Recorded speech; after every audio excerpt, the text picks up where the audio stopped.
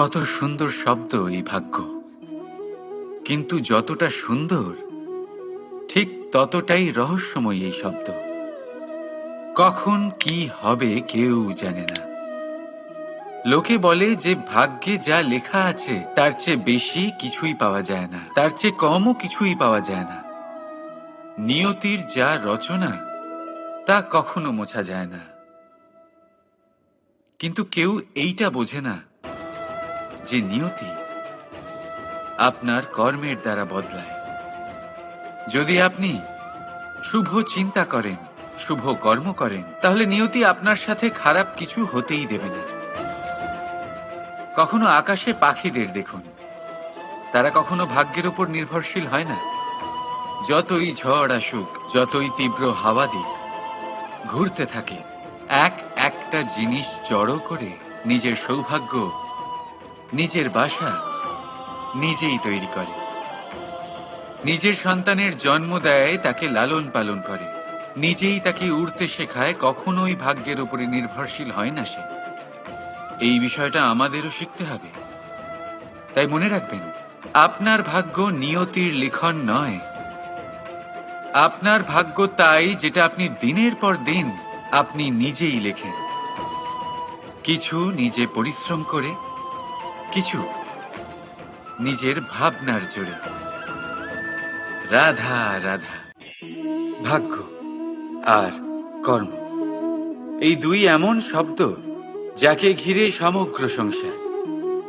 কেউ বলে আমার ভাগ্যে এটা ছিল না, যা পেলে আমার জীবন অন্যরকম হতো। কেউ বলে আমার গত জন্মের কর্ম নিশ্চয়ই এমন ছিল, যে কারণে এই জন্মে এরকম ভাগ্য পেয়েছি আমি। এসব বাদ দিন আর একবার শান্ত চিত্তে ভাবুন।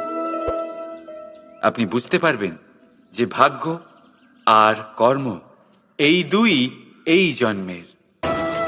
তফাৎ শুধুমাত্র এটাই যে যদি ভাগ্যের কথা বলা হয়, তাহলে আপনি এই ভাগ্যের থেকে যত বেশি আশা করবেন তত বেশি নিরাশ হবেন আপনি। কারণ এই আশা আপনাকে কর্ম করা থেকে আটকায়।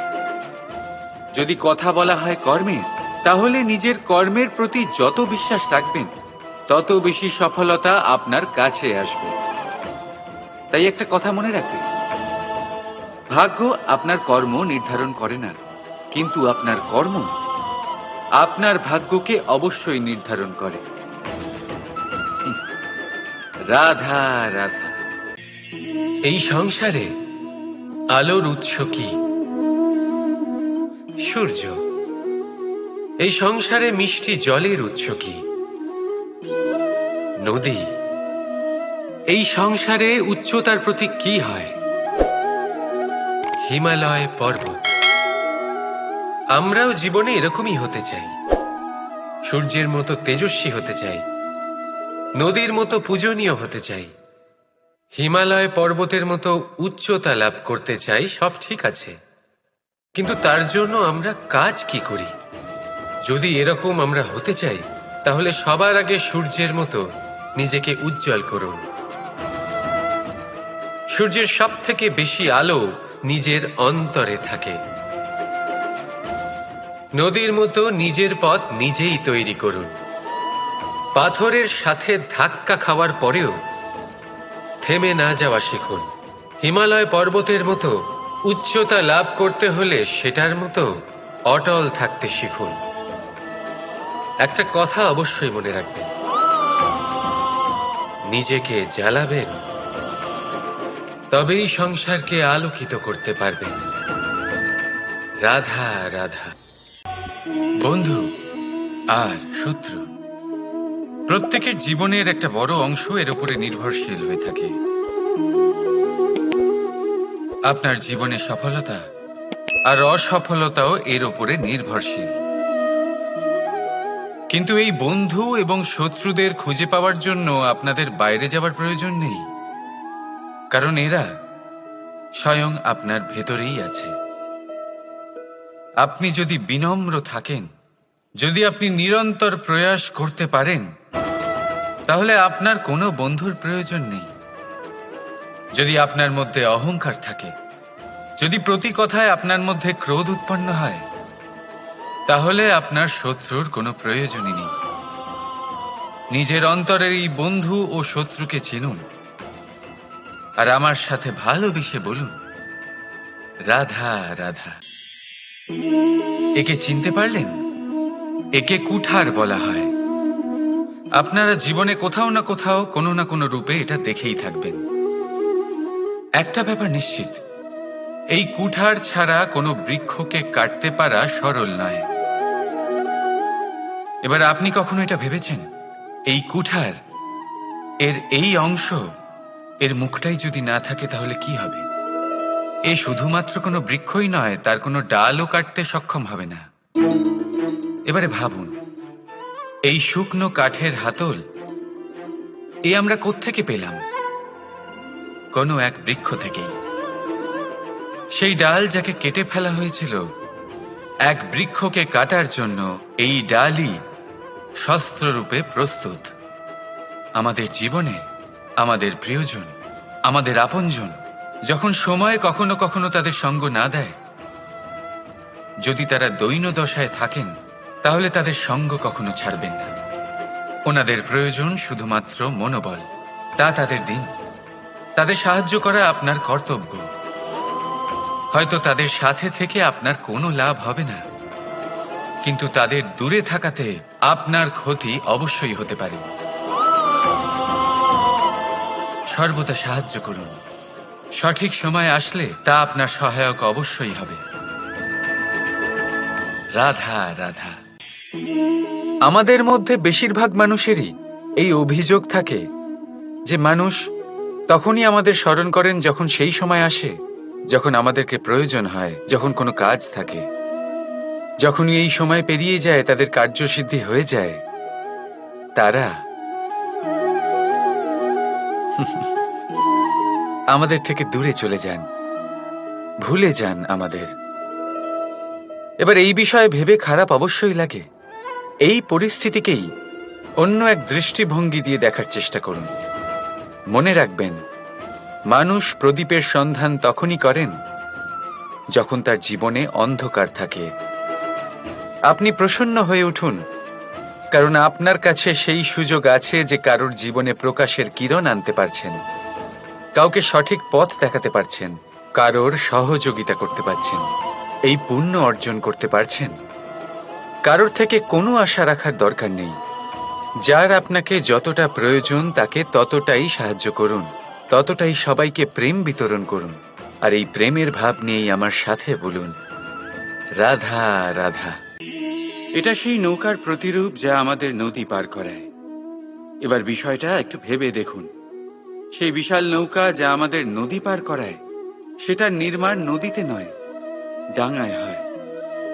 আর যদি আমরা এটাকে নদী অবধি পৌঁছতে চাই, তাহলে আমাদের দরকার পড়ে কোনো গরুর গাড়ির অথবা ঘোড়ার গাড়ির। তার সাহায্যে একে বহন করা হয়।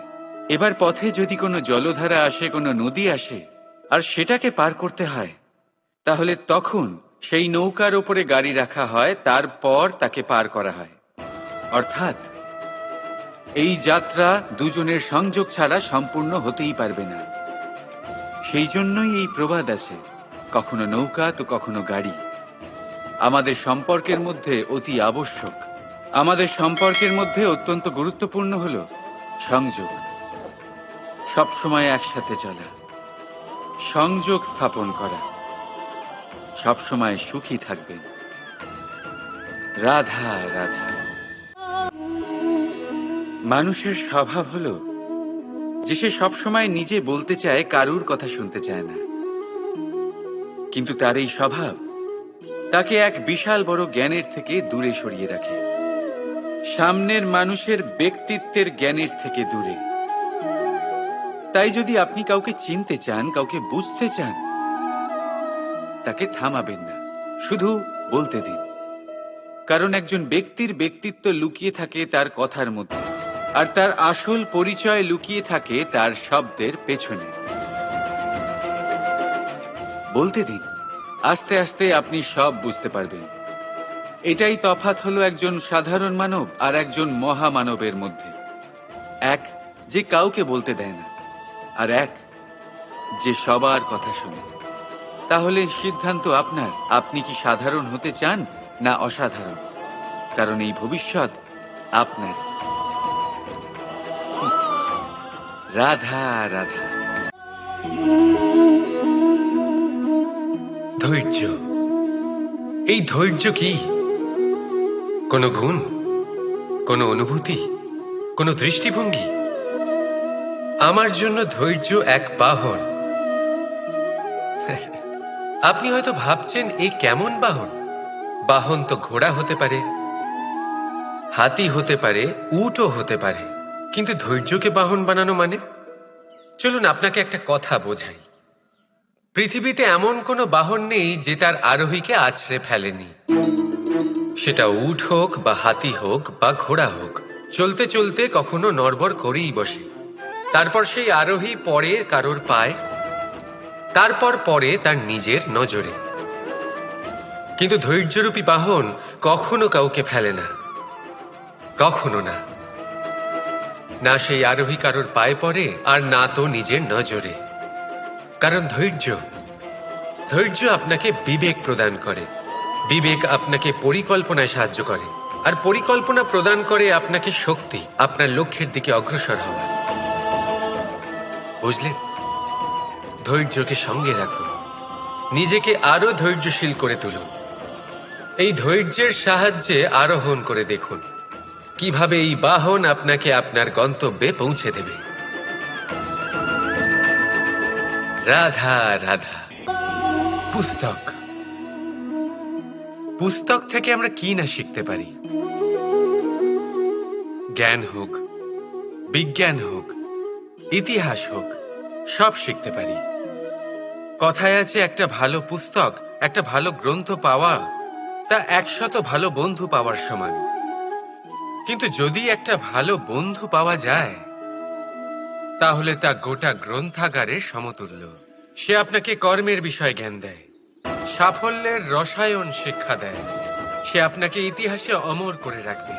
শুধু তাই নয়, সে আপনাকে শুধু পথই দেখাবে না, সেই পথে আপনার সাথে সঙ্গী হয়ে চলবে সে। সেই জন্য জীবনে যদি কোনো ভালো বন্ধুকে পাশে পান, তাহলে তাকে আপন করে রাখবেন, তাকে সামলে রাখবেন। জীবন সহজ হয়ে যাবে। রাধা রাধা। বর্ষা ঋতু শুরু হলেই পাখিদের মধ্যে চাঞ্চল্য বেড়ে যায়। আর সেটা হবে নাই বা কেন? বাসা ভেঙে যায়, বৃক্ষ ভেঙে পড়ে। প্রত্যেক পাখি তার থাকার জন্য একটা নতুন জায়গার, একটা ছায়ার, একটা ছাদের খোঁজে থাকে। শুধু একটা পাখি এসব কিছুই করে না। না তো তার এসব সমস্যা নিয়ে কোনো চিন্তা থাকে, না কোনো দরকার পড়ে। আর সেই পাখি হলো বাজ। সেই সব সমস্ত ছোটখাটো সমস্যার থেকে অনেক দূরে ওপরে উড়ে বেড়ায়, মেঘের থেকেও অনেক উঁচুতে। তাই এই সব ছোটখাটো সমস্যা যা আপনার জীবনে এসে থাকে, এই সব নিজের চারপাশকে ঘিরতে দেবেন না। নিজের চিন্তা ভাবনাকে অনেক উঁচুতে রাখুন। আপনার সমস্ত সমস্যা নিজে থেকেই নিচে চলে আসবে। রাধা রাধা। আপনি কখনো কোনো ইঁদুর দেখেছেন? তার সবসময় কিছু না কিছু চাই, ঠোকরাতে থাকে সারা দিন সারা রাত। কখনো আপনার রান্নাঘর থেকে কিছু নেবে, তো কখনো ভাড়ার ঘর থেকে কিছু নেবে। কখনো আপনার জামা ছিঁড়বে, কিছু তুলে নিজের গর্তে নিয়ে চলে যাবে।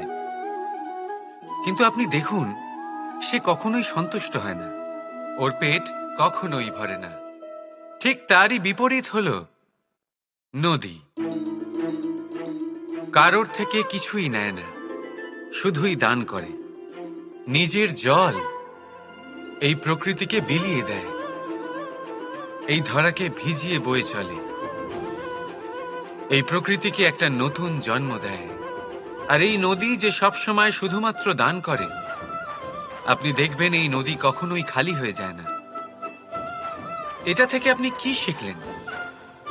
যে সব সময় ছিনিয়ে খায়, সে সব সময় অভুক্তই থাকে। যে ব্যক্তি সব সময় সবাইকে দান করে, তাকে এই ক্ষুধা কখনোই জ্বালায় না। যে ইঁদুর যে সবসময় ছিনিয়ে খায়, একলা হয়ে যায়, তার শত্রু তৈরি হয়। সেখানেই নদী, যে সব সময় সবাইকে দান করে, তাকে মানুষ মা ভেবে তার পুজো করে। তাই ছিনিয়ে নয়, দান করাতে বিশ্বাস রাখুন। আর আসুন আমার সাথে ভালোবেসে বলুন, রাধা রাধা। কোনো ব্যক্তির ব্যক্তিত্ব কিভাবে তৈরি হয়? আপনার কি মনে হয় যে ব্যক্তি জন্ম থেকে তার স্বভাব নিয়ে জন্মায়, নাকি আপনার মনে হয় যে এই প্রকৃতি ব্যক্তির জন্য তার নিয়তি রচনা করে?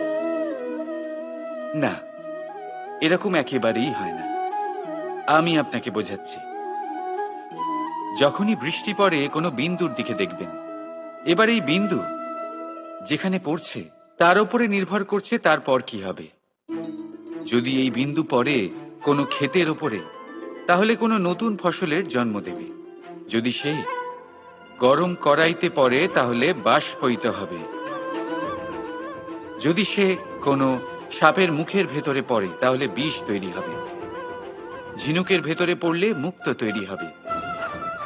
যদি কোনো পাতার ওপরে পড়ে, তাহলে শিশির তৈরি হবে। একই বিন্দু, কিন্তু তার সঙ্গত তার ভবিষ্যৎ এবং ব্যক্তিত্ব নির্ধারণ করবে। এবার এটা তো শুধুমাত্র এক বিন্দু। তার কাজ হলো শুধুমাত্র পড়া। কোথায় সেটা সেও নির্ধারণ করতে পারে না। কিন্তু আপনি হলেন মানুষ। আপনি বাছাই করতে পারবেন যে আপনার সঙ্গী কারা হবে, কাদের সাথে আপনি মেলামেশা করে বড় হবেন। তাই তা ভালোভাবে করুন, কারণ এই নির্বাচন আপনার হাতে। কারণ এই জীবন আপনার, ভবিষ্যৎ আপনার। এবার আপনি মহান হতে চান কি না, তার নির্ণয় আপনাকেই করতে হবে। আসুন আমার সাথে ভালোবেসে বলুন, রাধা রাধা। সুরক্ষা প্রত্যেক ব্যক্তির জন্য গুরুত্বপূর্ণ, কিন্তু এটাই মানুষের সবথেকে বড় শত্রু। কিভাবে? ভেবে দেখুন। একজন মানুষ যখন একটা সুরক্ষিত পরিবেশে থাকে, তখন তার মধ্যে আলস্য চলে আসে। সে জানে যে আমাকে না ভবিষ্যতের জন্য কিছু করতে হবে, আর না আজকের জন্য কিছু করতে হবে, শুধুই জীবন যাপন করতে হবে। এই সুরক্ষা কবচ থেকে বাইরে বেরোনো অত্যন্ত জরুরি। ভাবুন, পাখি যে তার সন্তানকে জন্ম দেয়, কিছুদিন পরে তাকে তার বাসা থেকে বের করে দেয়। কেন? যদি এরকম না করে, তাহলে সেই সন্তান জীবন কাটাতেই শিখবে না। যদি তাকে ডাল থেকে নিচে না ফেলে দেয়, সেই সন্তান উড়তেই শিখবে না। তার পাখনা শক্তিশালী হবেই না। সে তার নিজের বাসা তৈরি করার চেষ্টাই করবে না। পাখি তার বাসা তখন তৈরি করে যখন তার অভিভাবক তাকে ত্যাগ করে। মনে রাখবেন, আপনি সুরক্ষা কবচের বাইরে বেরোলে বিপদ অবশ্যই আসবে, যার জন্য আপনি সতর্ক হবেন, তার মোকাবিলা করবেন, শক্তিশালী হবেন। এবার সেই বিপদ যাতে আর না আসে, সেই জন্য আপনি পরিকল্পনা করবেন।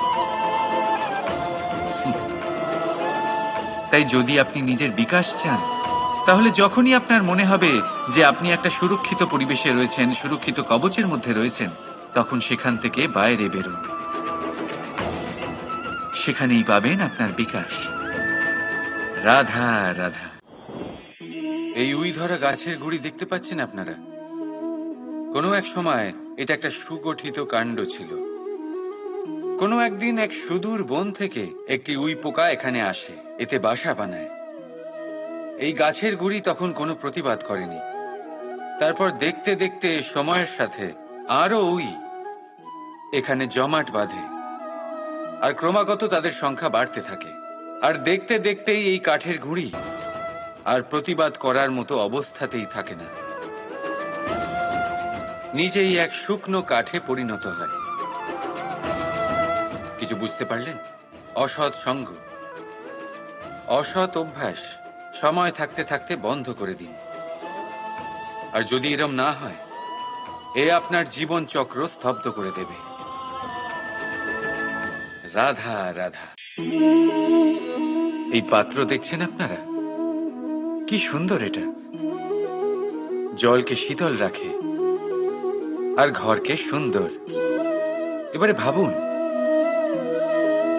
যদি এই পাত্র আমার হাত থেকে পড়ে যায়, তাহলে ভেঙে গেল, তাই না? এবার এবার কি হবে? আপনি বলবেন সহজ ব্যাপার, আরো একটা পাত্র কিনে নাও, 1 মুদ্রায় পেয়ে যাবে। এই পাত্রের বাস্তবিক মূল্য আপনি যদি জানতে চান, তাহলে সেই কুম্ভকারকে জিজ্ঞাসা করুন, যিনি এই পাত্র বানিয়েছেন। কতটা পরিশ্রম করতে হয়েছে ওনাকে তা জিজ্ঞেস করুন। সর্বপ্রথম তিনি সেই মাটি মেখেছেন, তারপর তাকে চাকায় বসিয়ে গঠন করেছেন, তারপর কতবার চেষ্টা করে তাকে সঠিক আকার দিয়েছেন, তারপর আগুনের তাপে পুড়িয়ে তাকে কঠিন বানিয়েছেন, তারপর রং করে তাকে সাজিয়ে আমাদের সামনে প্রস্তুত করেছেন। এত পরিশ্রম দ্বারা তৈরি এই পাত্র আমরা স্বল্প দামে নিজের করে নিলাম। এটাই হয় পরিবারের সাথেও। অনেক সময় মানুষ আবেগের বশে, স্বার্থের কারণে এই পরিবারকে ভেঙে ফেলে। কখনো ভেবেছেন সেই মাতা পিতার বিষয়, যারা সেই পরিবারকে গড়ে তুলেছেন, তাকে আগলে রেখেছেন, পালন পোষণ করেছেন? কখনো ভেবেছেন সেই বিষয়ে? ভবিষ্যতে যদি কখনো এরকম কোনো চিন্তাধারা মাথায় আসে, এমন কোনো ভাবনা আসে যার কারণে আপনি পরিবারকে ভাঙতে চলেছেন, নিজেকে আটকে নিন।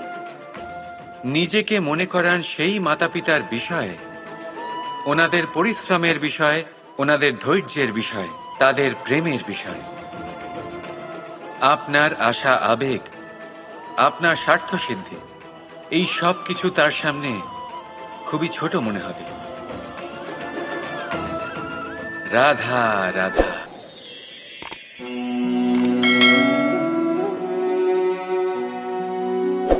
করে দিলাম শেষ। সংসার সর্বদা কৃষ্ণকে এই কথা শোনাবে যে কৃষ্ণ নিজেই নিজের মামার হত্যা করেছে। কিন্তু এটা সময়ের প্রয়োজন ছিল। আর এই কিন্তু হত্যা নয়, বধ ছিল। আর ব্যক্তি নিজের বধ নিজেই ডেকে আনে। এই সংসারে এগিয়ে চলা অতি আবশ্যক, কিন্তু কোথায় নিজেকে থামাতে হবে সেটা জানা তার চেয়েও বেশি আবশ্যক। আর যে এটা বুঝতে পারে না, তার অন্ত সুনিশ্চিত। যে ব্যক্তি নিজের ভুল বুঝতে পারে, তার মুক্তি লাভ হয়। আর যে স্বীকারও করতে পারে না, তার বধ সুনিশ্চিত। মথুরার রাজা কংস, তার বধ এই জন্য হয়নি কারণ সে আমায় হত্যা করার প্রয়াস করেছে, আমার মাতা পিতা বা আমার দাদুকে বন্দী করেছে। ওর বধ এই জন্য হয়েছে যে ওর ঘৃণা প্রেমের সীমায় আসা সত্ত্বেও থামেনি। কংস মামা এটা কখনো বোঝেনি যে নিজেকে কখন থামাতে হবে। আর যা কিছু সে করেছে, যত পাপ সে করেছে, তা নিয়ে কখনো মন্থনও করেনি। অনেকবার বোঝানোর পরেও সব সময় প্রেমের থেকে মুখ ফিরিয়েছে। আর কি করল? শুধুই ঘৃণার দ্বারা এই ভালোবাসার ক্ষতি করার চেষ্টা করল। তাই মনে রাখবেন, এই সংসার, এর জীবন শক্তি হলো প্রেম। আর যে এই প্রেমের ক্ষতি করার চেষ্টা করবে, তার অন্ত, তার বধ সুনিশ্চিত। রাধা রাধা। সূর্যের তাপ এতটাই প্রখর হয়, তা সমস্ত বনস্পতিকে শুষ্ক করে দেয়।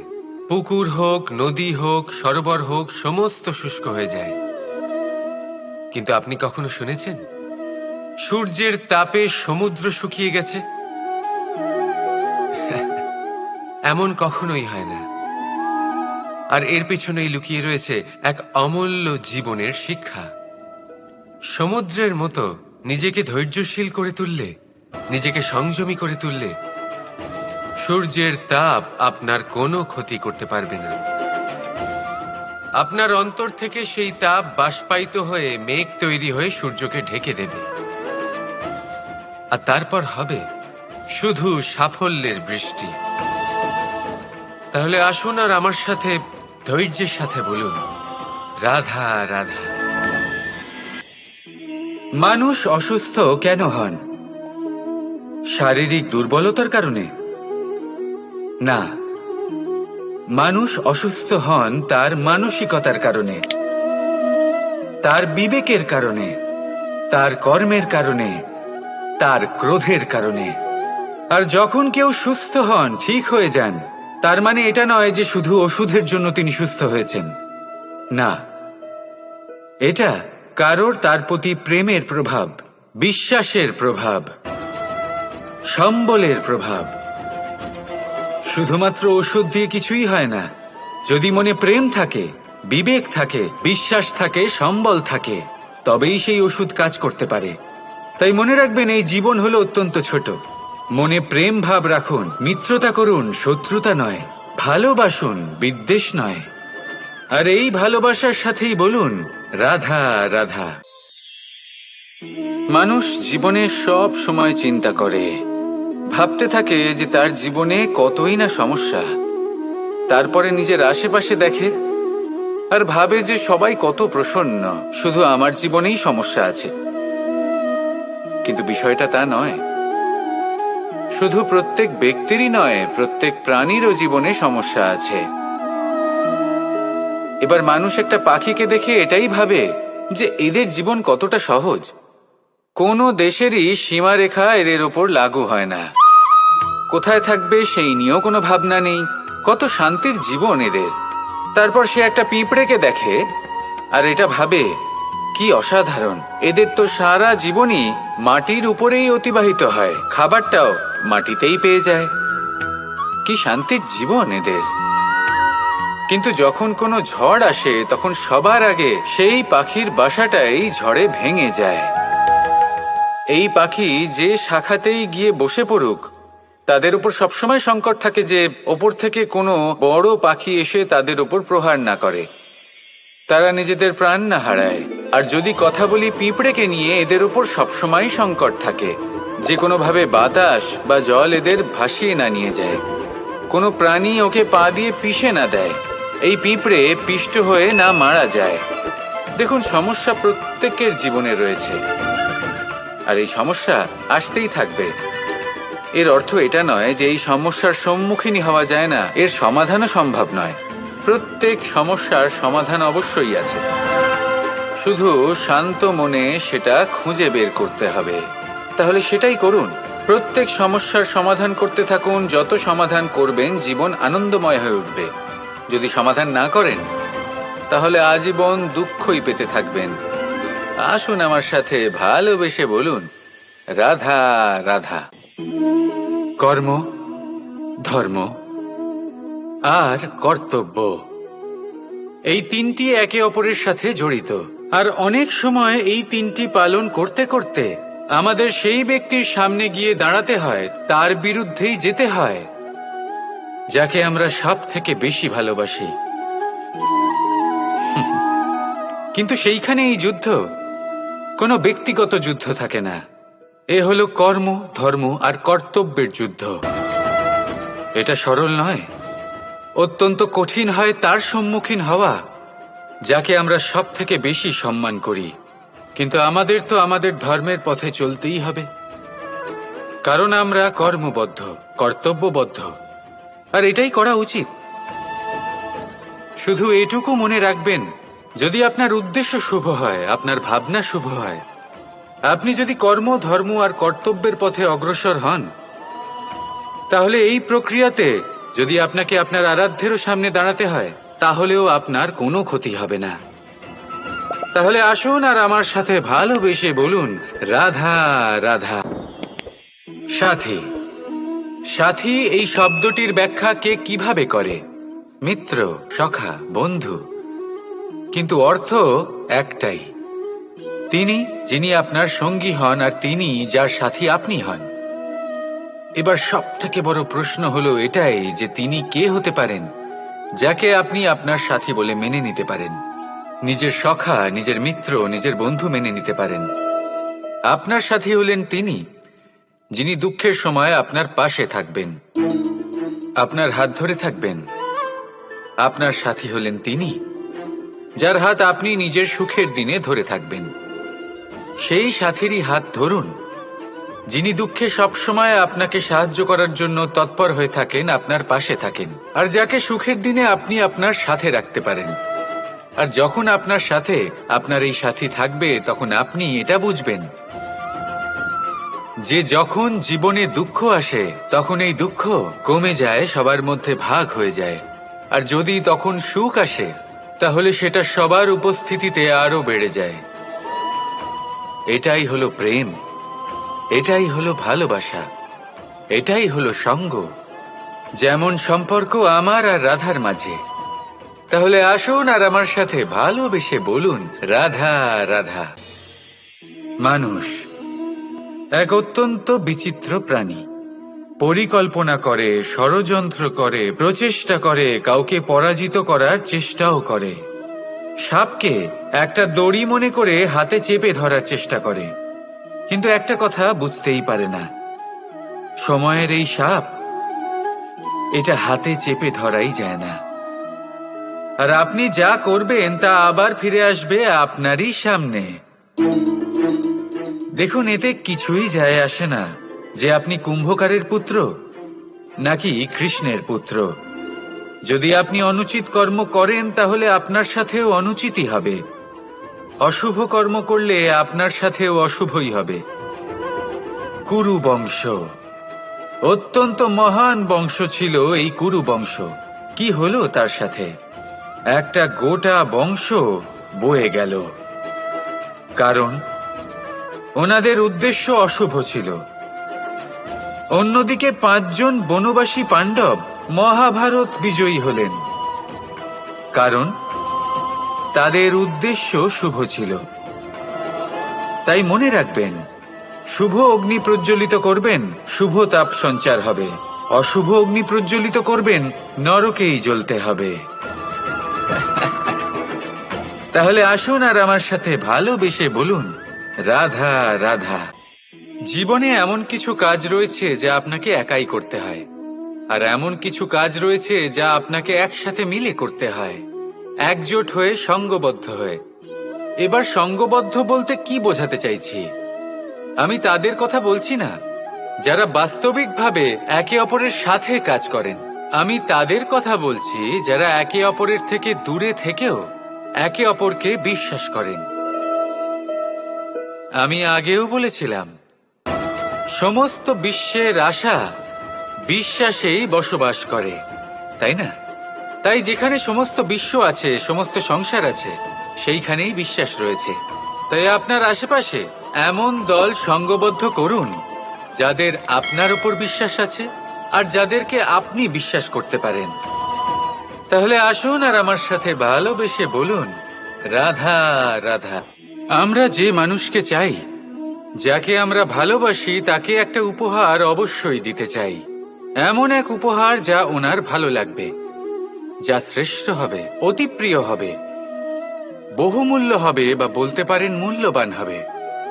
তাই আমরা কি করি? আমরা বাজারে যাই, তার জন্য স্বর্ণ, আভূষণ, হিরে, মুক্ত এইসব নিয়ে আসি। কিন্তু এটাই কি সর্বশ্রেষ্ঠ উপহার?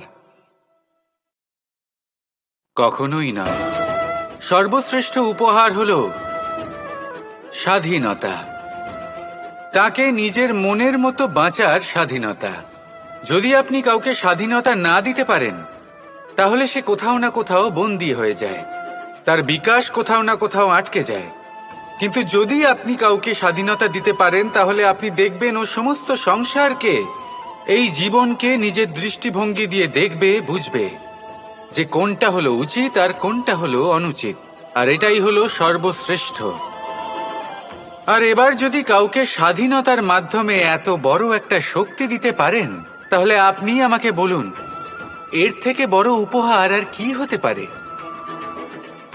আসুন আর আমার সাথে ভালোবেসে বলুন, রাধা রাধা। পিতা আর পুত্রের সম্পর্ক অত্যন্ত মধুর হয়ে থাকে। পিতা স্বপ্ন দেখেন, তাকে পূর্ণ করার সকল সম্ভাব্য চেষ্টা করেন, কিন্তু তাও অনেক সময় ওনার স্বপ্ন অপূর্ণ থেকে যায়। তখন পিতা ভাবেন যে স্বপ্ন উনি পূর্ণ করতে পারেননি, ওনার সন্তান তা অবশ্যই পূরণ করবে। যে স্থানে উনি কখনো পৌঁছতে পারেননি, সেই স্থানে ওনার পুত্র অবশ্যই পৌঁছবে। পিতা নিজের সন্তানের ভবিষ্যৎ নিয়ে সেই স্বপ্ন দেখেন, আর যখন সেই সন্তান সামনে এগোতে থাকে তখন তার দুঃখ হয় না, বরং গর্ব হয়। ওনার ভালো লাগে এটা দেখে যে ওনার সন্তান অনেক উন্নতি করছে। কিন্তু যখন সন্তান নিজের অভিভাবকের শক্তি দেখে, তার যশ দেখে হিংসা করতে থাকে, সমস্যা সেইখানেই শুরু হয়। সেই জন্য সকল সন্তানকে এটা মনে রাখতে হবে, দেখুন, পুত্র হবার সুবাদে, এক সন্তান হবার সুবাদে এটা হলো আপনার অধিকার যে আপনি আপনার পিতার থেকে বেশি উন্নতি করবেন। আপনার পিতাও এটাই চান, কিন্তু সুস্থভাবে এটা করুন। একটা রেখা টেনে নিন যাতে আপনি তাতে এগোতে পারেন আর আপনার পিতার তাতে গর্ববোধ হয়, আর সেই বিষয়ে দুঃখ না হয় যে আমার সন্তান আমাকেই ছোট করার চেষ্টা করছে। ইতিহাস সাক্ষী রয়েছে, যে মানুষ অন্য কাউকে ছোট করার চেষ্টা করেছেন সেই মানুষই ছোট হয়ে গেছেন। আর আমার মনে হয় না আপনি এটা চান, কারণ কোনো একদিন আপনিও কারোর পিতা হবেন। আসুন আমার সাথে ভালোবেসে বলুন, রাধা রাধা। প্রেম এই সংসারে এসেছিল এই সংসারকে প্রেমের শিক্ষা দেওয়ার জন্য, এই জীবনের সুখের অনুভূতি আসলে কি তা শেখানোর জন্য। কিন্তু যদি সত্যি কথা বলি, তো আমি নিজেই প্রতিদিন প্রেমের নতুন নতুন স্বরূপ দেখতে পাই, প্রেমের একটা নতুন অনুভূতি প্রত্যেক নতুন দিনে। আর তার কারণ হলো এই প্রেম অনন্ত, এ হলো দৈব। প্রেম হলো এই সংসারের সব থেকে বড় ঢাল এবং সব থেকে বড় অস্ত্র। এই প্রেম ছাড়া না কোনো ন্যায় হয় আর না কোনো শাস্ত্র, না জীবন আছে আর না অন্ত। এবার যদি এই প্রেম মনের মধ্যে বাস করতে শুরু করে, তাহলে কখনো কোনো সমস্যাই হবে না, আর যদি হয়েও থাকে তাহলে তা স্থায়ী হবে না। এই প্রেম কি না করতে পারে? এই প্রেম সমস্ত সমস্যা মিটিয়ে ফেলতে পারে, আপনার মনের মধ্যে অহংকারকেও বিনাশ করে দিতে পারে, আপনাকে সাক্ষাৎ ঈশ্বরের সাথে দেখা করাতে পারে। তাই প্রেমের দ্বারা প্রয়াস করতে থাকুন, এই সংসারের প্রত্যেক মানুষকে, প্রত্যেক বস্তুকে, প্রত্যেক জীব জন্তুকে ভালোবাসবেন। আর এই প্রেমের দ্বারাই বলুন, রাধা রাধা। আজ আমি আপনাকে এমন এক গল্প শোনাবো যা আমার নন্দ বাবা আমাকে শুনিয়েছিলেন যখন আমি ছোট ছিলাম। কাহিনী একজন সাধু আর একজন বিছের। একবার এক সাধু নদীর পাড়ে স্নান করছিলেন। উনি দেখলেন যে জলের প্রবাহে একটা বিছে ভেসে যাচ্ছে। তার প্রাণ বাঁচানোর জন্য উনি তাকে তুলে নদীর পাড়ে রাখার চেষ্টা করলেন, কিন্তু যেই সেই বিছেকে উনি হাতে তুললেন, সেই বিছে ওনাকে কামড়ে দিল। সাধু আবার চেষ্টা করলেন, সেই বিছেকে হাতে নেওয়াতে সে আবার তাকে কামড়ে দিল। আরো একবার চেষ্টা করাতে ওনার শিষ্য ওনাকে জিজ্ঞেস করল, এ আপনি কি করছেন গুরুদেব? এসব কি হচ্ছে? আপনি তারই প্রাণ বাঁচানোর চেষ্টা করছেন যে আপনাকে কামড়ে দিচ্ছে। গুরুদেব উত্তর দিলেন যে ও বিছে হয়েই নিজের কর্ম করছে, নিজের প্রবৃত্তি, নিজের ব্যবহার বদলাচ্ছে না। তাহলে আমি সাধু হয়ে তা কেন বদলাবো? এর তাৎপর্য হলো সরল, যে সংসারে কিছু মানুষ আছেন যারা হয়তো খারাপ, দুষ্ট প্রকৃতির, আর হয়তো তারা কখনোই বদলাবেন না, কখনোই কোনো পরিবর্তন আসবে না। কিন্তু তার মানে এই নয় যে আমরা আমাদের কর্ম করা ছেড়ে দিই, আমরা আমাদের প্রচেষ্টা ছেড়ে দেব। আগে না, আমাদের তো করতেই হবে, কারণ ইতিহাস সাক্ষী আছে যে এই চেষ্টা এই সংসারের ধারাকেও বদলে দিতে পারে। তাহলে আপনিও আসুন আর আমার সাথে ভালোবেসে বলুন, রাধা রাধা।